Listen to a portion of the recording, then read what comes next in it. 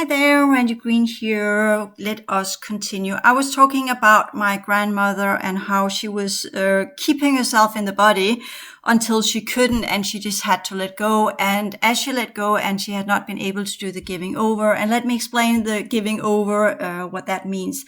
That means that when you leave a reality field, when you are ready to go, you have to give over your talents that you have not used. You have to say, it's not just about saying your goodbyes.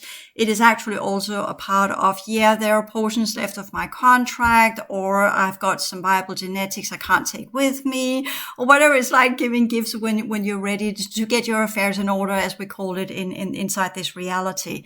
So she needed to do that giving over. There's some things that she kind of had on her mind. It was not just this grieving as in kind of, fucked up my life, but it's just there is more to it. When I say it's a giving over, it's not just a verbal, emotional goodbye, I'm leaving, take care of yourself conversation. And it's not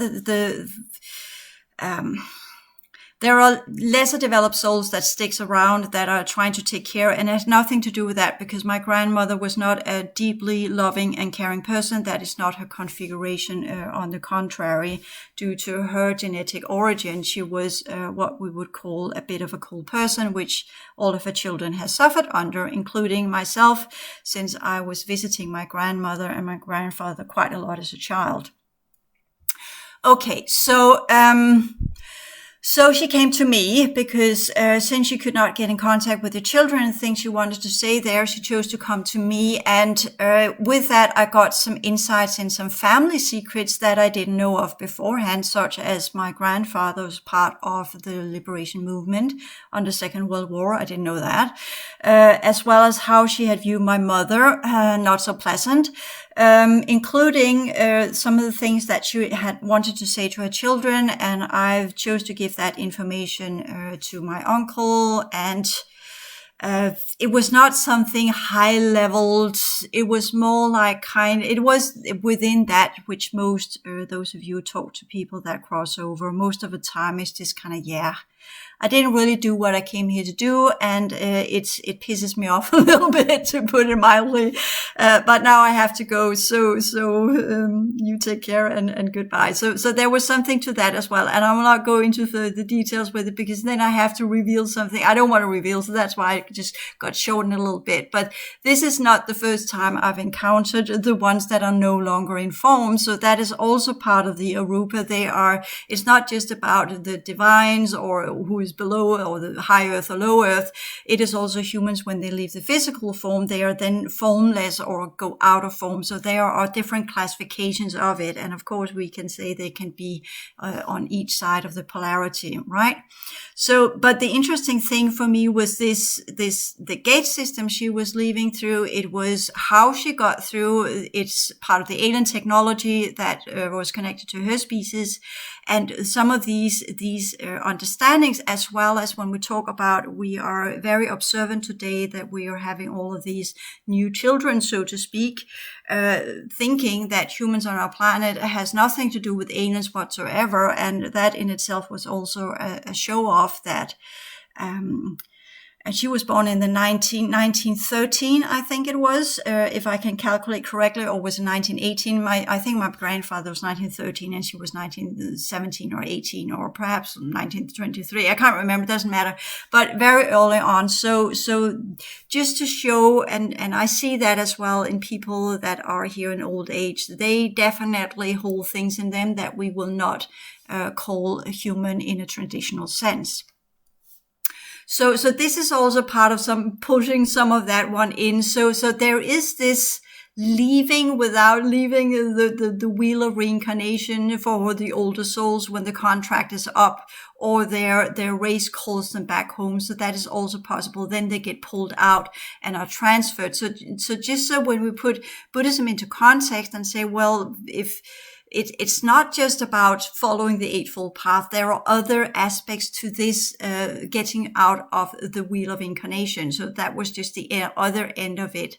As well as if, when we talk about younger souls that are kind of getting entrapped because in my opinion, that is seriously what's been going on our planet. It's like this beautiful, beautiful, like you have one of these beautiful flowers, and if you go close to it, like clap, and then you will be eaten, and then you will be in great pain and suffering, right? So that is, and I know this is cynical, but for me, that is one of the only explanations that truly fits. And it fits with some of because I also work as a releaser at some of these different races that have come here, that got trapped in the human form and what they have experienced here. And then they get into the treadmill of the reincarnation. They come here, they die here, and then they're stuck.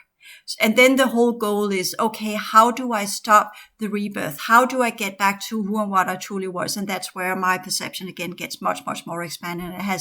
There is more to it than just that. It's not just about leaving the body and then you can go and you can get out through the gates, because there are different gate systems you have to go through because of the quarantine. So we're having this very, very beautiful planet where we need new infusions of different species to come in and take on the human form. But at the same time, once they're in, they cannot get out. So putting that into context as well, does that mean perhaps that the Buddha was one of these humanoids? Just putting it out as an open question. So that, again, just to put a little bit into context.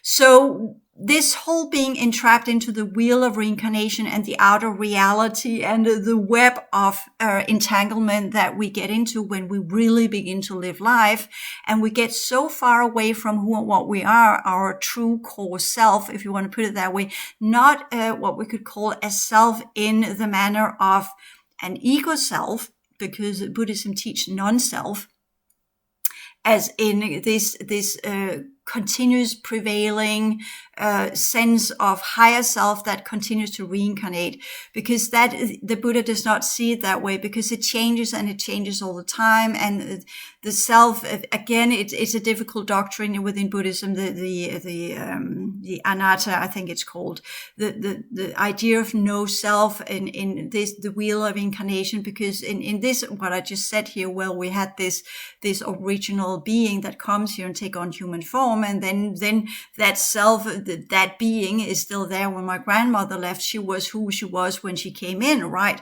But the matter of the fact is that was just a holographic overlay, because if I go behind that overlay and look further, I could see her code systems were scattered. The only reason why she could do what she did was because she was pulled back home and she got help to be pulled out. She could not do it on her own. So she was no longer that self she came with. She had become something else in all of her incarnation cycles here, because that's what happens. Life rubs off.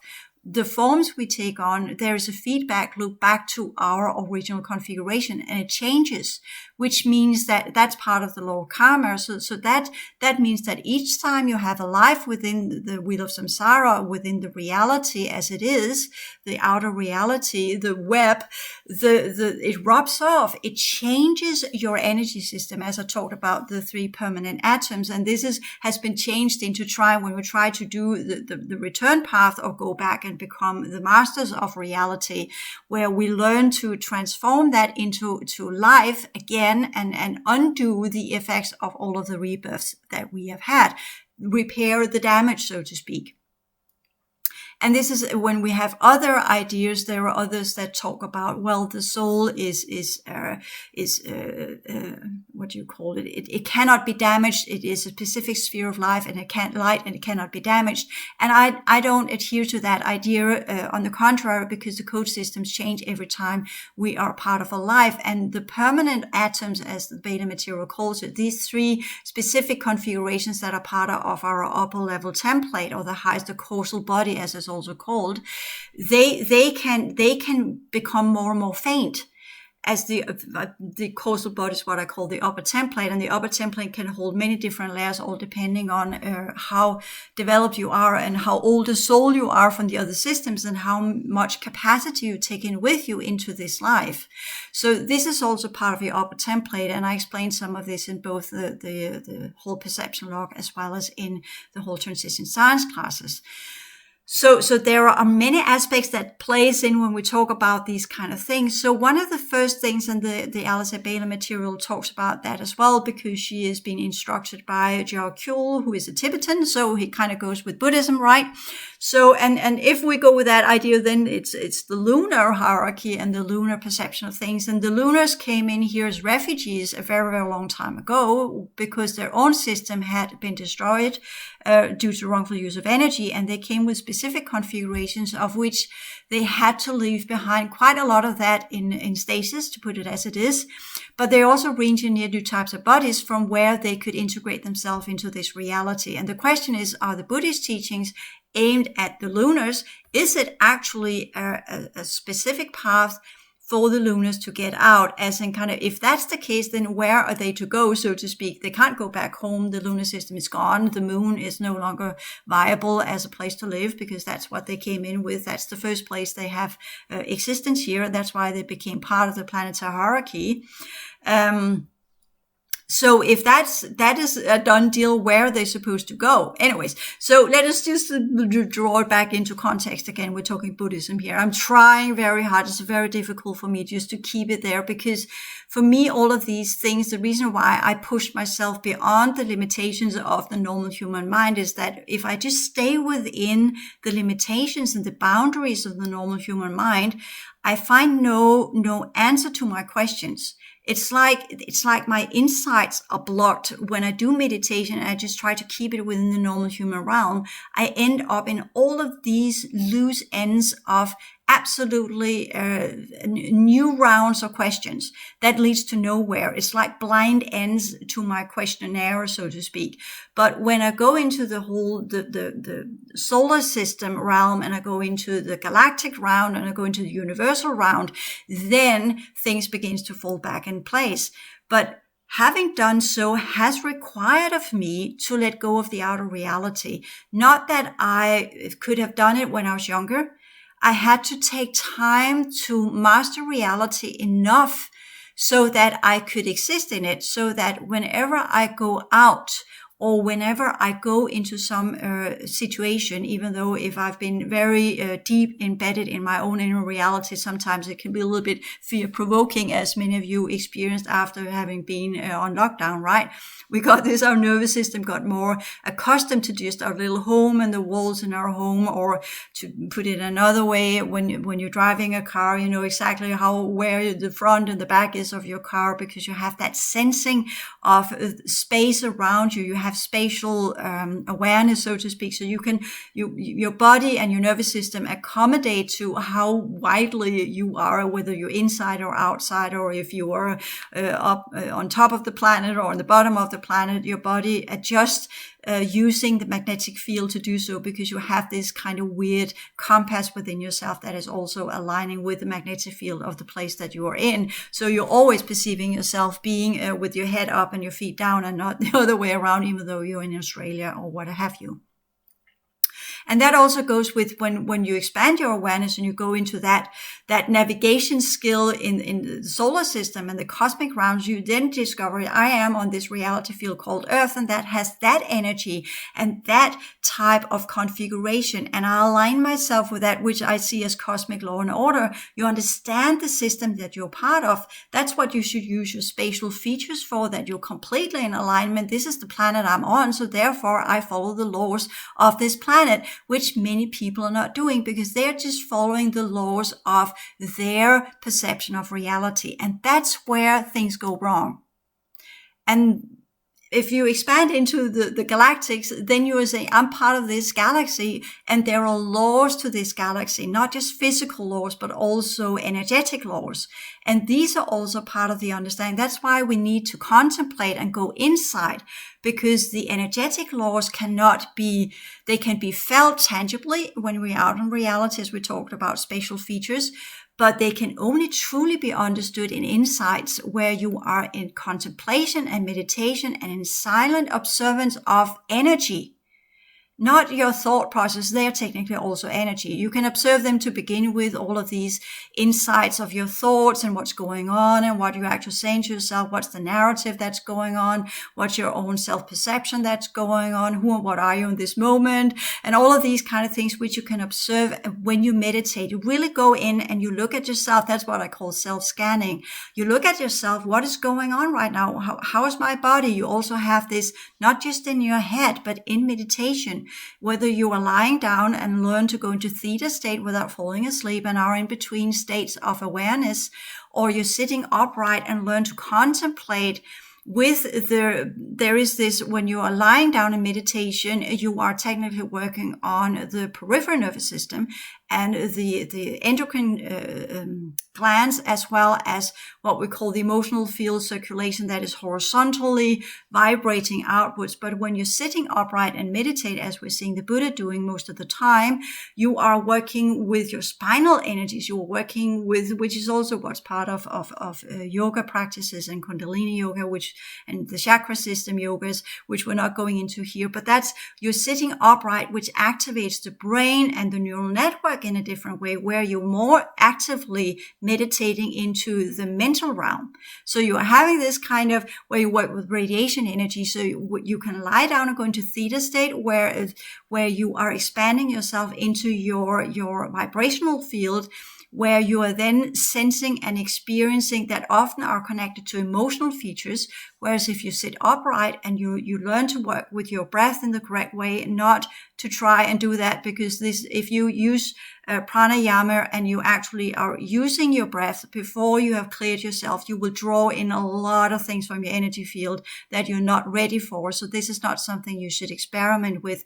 You must learn to clear your energy system and your physical form before you begin to go into the mental capacity and work with pranayama, as well as the understanding of how the heart and the mind and the spine and the fluids in your body are affecting your entire energy system. And that can only be done in upright meditation. So there are these different ways of meditating. I know most times it's always the upright meditation, but that's because that's the fifth cycle meditation, whereas the horizontal one is the fourth cycle type of meditation, interestingly enough. Anyways, this is just another piece I just put in here.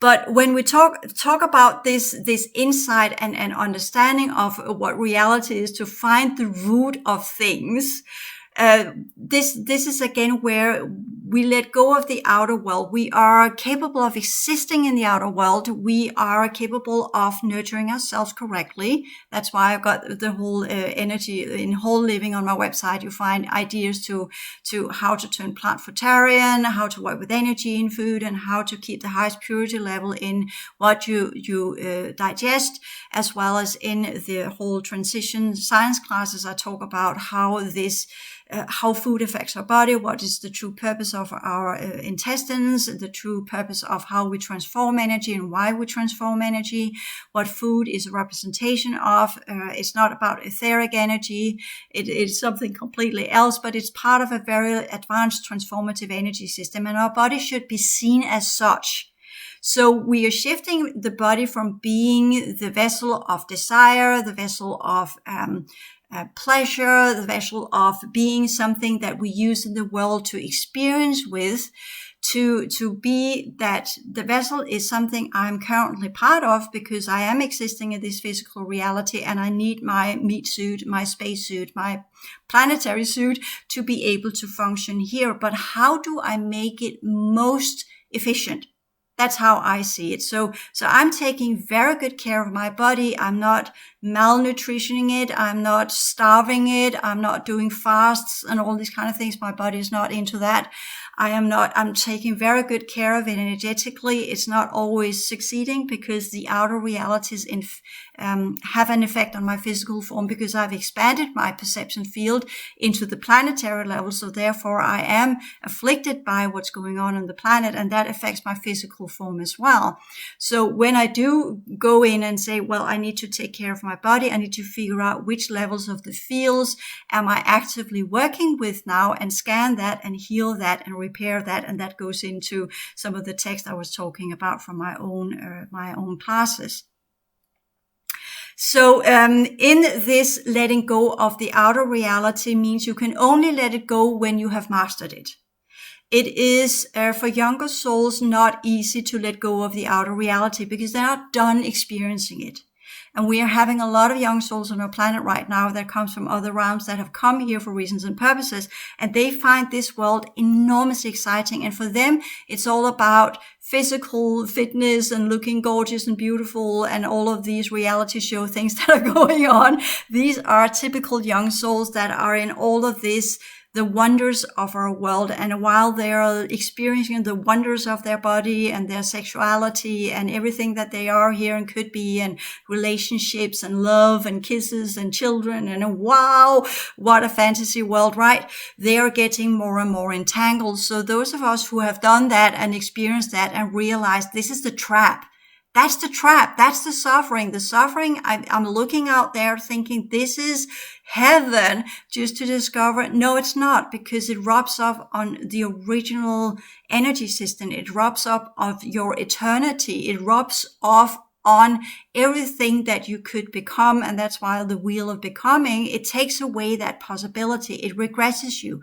It pushes you into the wheel of reincarnation where you lose pieces of yourself every time. So eventually when you stand there having done all the wonders of life and you have very little left, that is where you do the turnaround. You're looking and you're saying, whoa, that was not what I anticipated. I actually thought I would get more by being part of this reality, but I have now learned that this reality is part of the outskirts. It's close to the abyss. That's where things go into crystallization and evaporation. I better turn around. I better learn how to work things back into energy, back into light coding, so to speak, that will generate what we call life. And to be able to get to that realization and understanding, you don't get life by living, you get life by doing the inner work. When I mean by living, I mean living on the outside. You need to learn to live on the inside and recall who and what you are on the inside, on the other levels of our reality. Go back to your true origin, not that original sense of self, because that's gone. That self of yours, that is a faint memory that is stuck on timelines, which you can clear out. But you need to gather together what is left of you, so to speak, and get that to blossom again. And to be able to do that, you need to retract your energies from the outside. And that goes on all levels. It goes with letting go of all forms that leads to desires. It needs to let go of everything that leads to some kind of craving. And you can figure out that that also involves sexuality. It also involves partnership. It also involves all of the features that are part of the physical life. And this is why those who really go into the deep end of the path of liberation, they retract in monasteries. They pull themselves out of ordinary life. And that is when you say that's the right intention for me, as in kind of, what is the right intention? Is the right intention to live on the outside? Yes, it is for the new souls.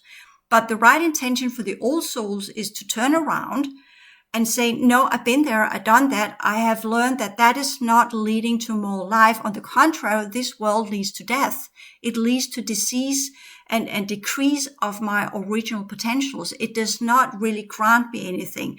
The lesson of this school on this planet is to learn that here we shed off things. Here we let go of things. This is the school to learn to let go. That's why we have this enormously enticing world around us, so we get trapped in it, in the illusion. But the faculties that we are to develop is how to let go so that we can regain our original potentials. And that's, for me, the right intention. Once you get that understanding, it cannot be taught. It can be said to you, yes, many times, you need to let go, and people say, no, I'm not ready, which I've seen in people as well, because they're still, perhaps around that corner, that's the right person that's there. No, I have this longing for this and that, whatever. And I explain why we have these longings, because that goes with a little bit of we're not alone in our body anymore. We have gathered things that goes with the Arupa and the Rupa, different entities that are part of our reality, and we are not alone in this. And they have gone into that form because they have not learned their lesson. So they are still trying to get connected to us so they can, I want that form, I want that body, because you can then do what I didn't achieve. They have not learned the lesson. They did not stop in time. They did not stop before they were on the edge. They plunged themselves across the edge because, there was that desire. And no, it was too difficult to let go of that. Oh, I just wanted to follow the impulses of my sexuality because, it's so nice, right? It is so nice. So as long as that driving force is in people, it's very, very difficult to let go. And that's where you have to have something that's stronger than that. You have to have something that permits that transform that desire into something you desire more. So we could say when we talk about containment of one desire, you need to create a desire that's stronger. You need to create, that's why we have the idea of the higher self. You have the lower self, the higher self, right? So you have to have something that is stronger than the lower needs of the body and the lower levels of the brain capacity. And that's why the frontal lobes come in play. And that's why you have all of these. Then you go into these restrictions. I'm not allowing this. I'm not allowing that. And you will typically discover that's a very bad strategy because your body will riot. It will tell you, hell no, you have kept me on that diet for so long. You have fed me with sexual energies for so long. You have allowed me to eat chocolate for so long, or whatever it is that brings joy to your body. And I am now addicted to it. You cannot just shut me down. And then the body itself will go into a complete frenzy of rioting against you. And that's where you really begin to battle everything that you are. That's where you begin to understand that, and you should understand that I am not just my body. I am also something else, and I should be something else. You need that observing principle in you that comes in play and can talk to your body and talk to yourself, and not just be the inner child that is demanding satisfaction as we see it in little infants, but actually understanding now we are on a different path. Now we're doing something differently. So how do we get that to work? How do we get this up and running where the body will accept that we are now going in a different, we're not going outwards anymore. No, on the contrary, we are trying to figure out a way to go in a different manner that is not oriented towards what we call service to self and self-satisfaction, but actually go into the understanding we are now learning something completely different.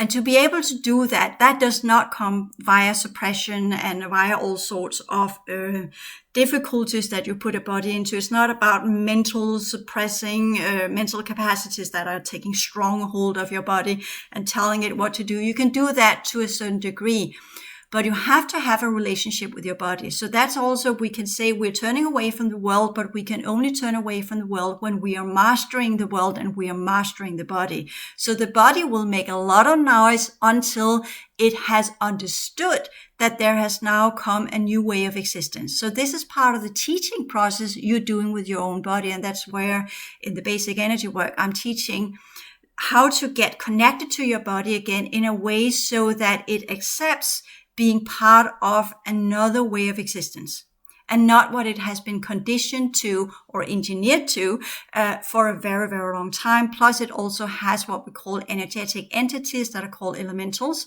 and they demand a specific type of energy. So if you get to the root of these and clear these out, you will technically discover that some of the things you have been fighting are actually not your body, but some of the or the formless entities that have attached themselves to your physical form and has become part of your physical form. So this is also a different way of perceiving some of the desires that comes with the body. So that goes into in what we call a loving kindness, and it also goes, of course, when we're talking about loving kindness to others. And I'm this kind of, I would say balanced kindness is probably more, because love is such a tainted word in our human realms. And what does it really mean? And I do have an idea of what we say balanced kindness, or being kind to yourself, or caring kindness. Perhaps it should translate into caring kindness instead of loving, because what is loving?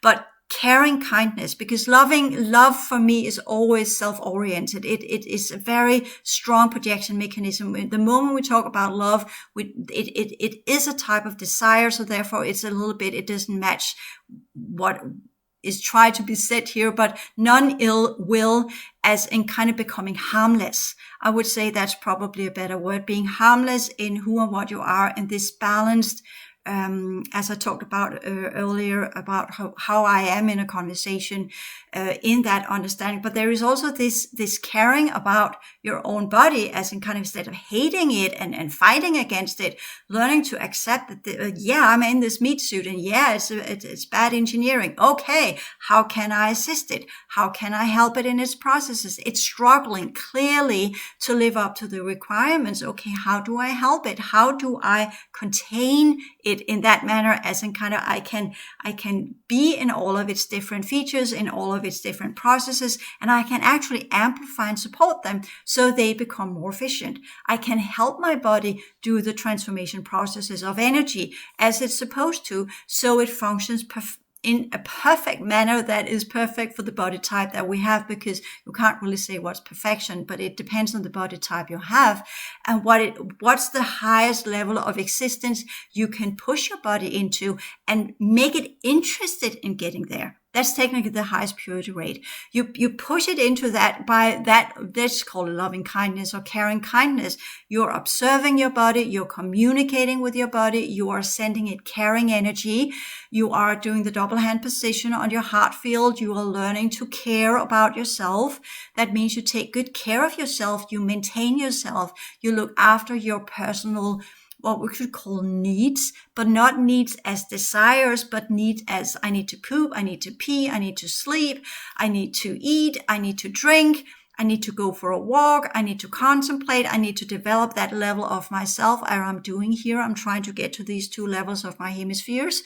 That is also taking care. The taking care changes. It's not about feeding it chocolate. That's not taking care, because technically we know chocolate is not good for you, although they keep saying, oh, there's all these antioxidants and all of these kind of things, and this is superfood and what have you. Yeah, it's full of sugar and all sorts of stuff, and chocolate without sugar does not really taste well, right? So again, no, it's biodynamic sugar and yada, yada, yada, yada, and all these kind of things. And we could go into a whole other discussion. What is cacao actually used for, and where is it harvested? And is it sustainable, and is it in the planetary interest that we're eating chocolate? And then you begin to understand, well, probably chocolate is not such a superfood, right? So energetically speaking, it is not good for your body, because of everything that's attached to it. So this is also beginning to really see things in context when we talk about right intention about things, is that I'm not turning away from chocolate just because I want to be slim and beautiful, but I am turning away from chocolate because I understand in the context from where it is produced that is not for the highest good of the planetary system. It's not for the highest good of the many whatsoever. And that's the kind of, it should come as a natural, not a forced on intention, but it just comes from within, because you have changed around and you are beginning to work with yourself in a different way, where you are perceiving self and others and worlds and everything that you're part of in a different way, that leads to this perception of, this is the right way to go. And it's not something you can do. It's just there. It's something that comes from your heart field. It comes from within. It comes as a specific type of light. I would put it that way. It's just the right intention is not a mental process. It is something that comes from your original energy system once it begins to connect to the true laws of the world we are part of, and understanding that, really understanding it. I know some of you call it inner standing. I'm not really going on with that word because it's a little bit sought for, in my opinion, but we are going with this. And I know someone say understanding, you're standing under something, and I get that as well. So let's call it knowledge. You get this knowledge, you know that this is the right thing to do. You just know it. And when people say, why are you doing it? Because it feels right. And because it's has got to that point in me where if I have to be authentic, I have to do this. forces me to do so. It becomes an imperative. It's not just something I want. It's something that feels true to me. It makes me whole when I do it. So that's part of when people, if they want to become plant foodtarian, of course they can do it because they want to save the animals and all these kind of things. But that's a little bit of a belief system. But when you come to the right intention, it is a knowing. It's without discussion. It doesn't even need to be discussion. It's not something you need to go out and proclaim and rally about and show your conviction about it. It's a silent acceptance of it's time. Now we do this because this is the right thing to do. So that's how I would say right intention is. That's how I perceive that. It's something that comes from your soul, to be honest.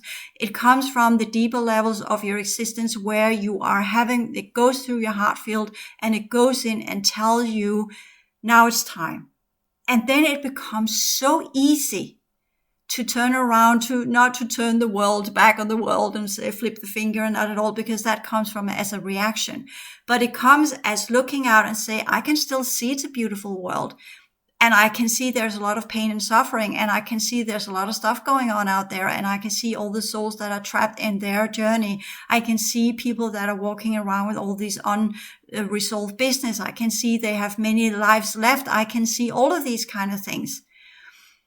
But I also know that I cannot impose that on others. It cannot be taught. And this is part of when we talk about the whole, one of the deeper levels of suffering is when you get to that realization that you have begun on the return path and you have got to that realization. Yeah, I'm done here. I'm ready to move on. I'm ready to get back in the game of the other realms of existence that are around here.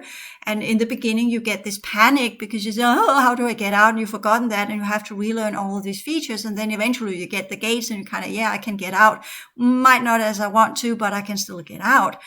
Then you're looking around, then it's a new level of suffering because then you're looking at all the others that have not realized that, yeah, they have this enormous gate above them, but they can't see it. Some of them have dark rings in that gate, so they can't get out because the dark ring is in the way. But there is this possibility, but people are not seeing it because they're still too focused on the outside. And that's another level of suffering that suddenly comes in play. But there's also this knowing that I cannot interfere with that. I cannot do anything. I cannot go in and change that level of them because they're not ready. They're not there yet where they are willing to accept that there are different aspects of living and they're in their level of the spectrum of living and they have to run through their cycles to understand where they should go with that process and these processes they have been going through before they actively get to that intention where they are done and they know they are done and they're ready to say, yeah, that was interesting. Definitely was a little bit harder than I anticipated. And man, the manipulation, what was that about? And then get back on track and discover that they have more power than they actually understand. And again, here I'm not taking in the challenges that then come when we begin to get through and turn around and whatever's trying to keep us close to the abyss and keep us stuck in the outer world and all the people and everything that's going on. You know, that's also part of some of the things I'm talking about. But here I'm giving my explanation of how I interpret some of the Buddhist thoughts and how I have seen it in my life. So with this one, I'll end this video. Thank you.